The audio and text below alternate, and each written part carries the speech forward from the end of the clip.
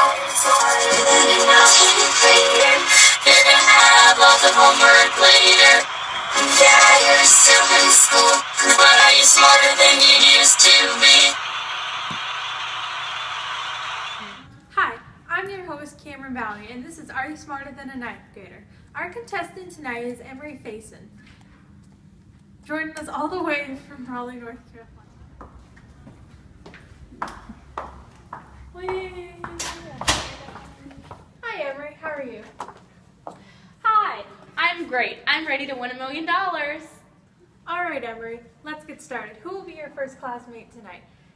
Here with us is Allie Harper, Sophia Pack, Anna Zinn, and Kara Hazelton, all ninth graders from Heritage High School in Wake Forest, North Carolina. I think I'll choose Anna Zinn to be my first classmate tonight. All right, and your first question is, when did Korea split? I think Korea split in 1945.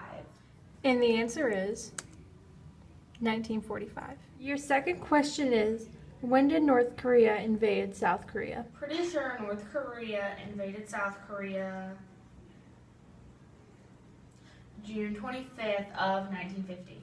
Your third question is, when did Truman send occupational troops to aid South Korea? Truman sent occupational troops to aid South Korea on June 27th of 1950. The answer is June 27th, 1950. The next question is, why did President Truman send occupational troops into South Korea?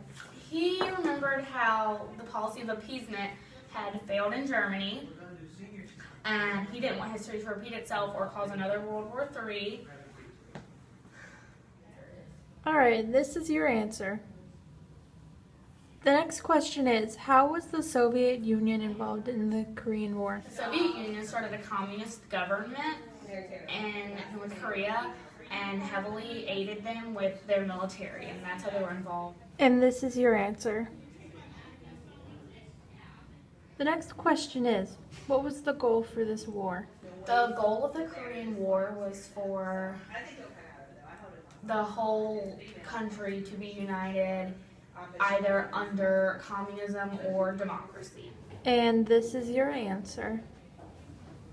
Question 7. Why did China become a communist country? China became a communist country when Mao Zedong took over. And this is your answer. Question 8. What was General MacArthur's bold plan? MacArthur, I believe, had this plan to invade the port city of Incheon because it had really swift currents and harsh tides, and he believed that the enemy would never see it coming since it was so far behind enemy lines. And this is the answer. Question 9. How did the Korean War end? The Korean War ended with a ceasefire agreement that is still in effect today. And this is your answer. Question 10. What was the outcome of the Korean War?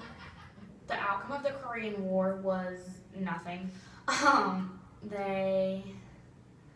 Neither side accomplished anything.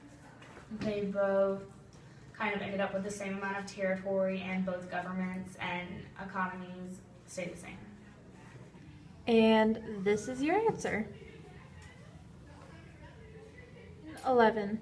Why was the Korean War so important? I'm not exactly sure why the Korean War was important to the Cold War, so I'm going to use my copy and use Anna's answer.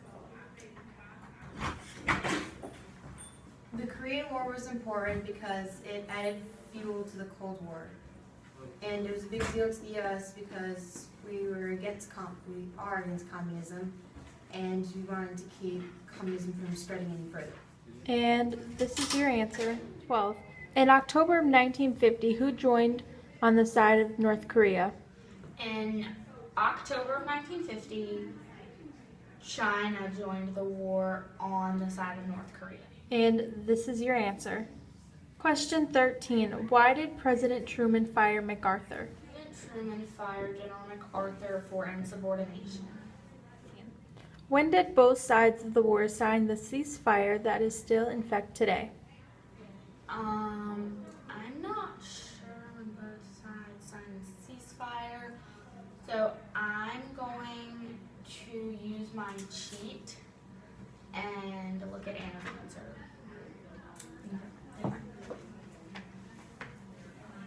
Both sides signed the ceasefire that ended the war in 1953.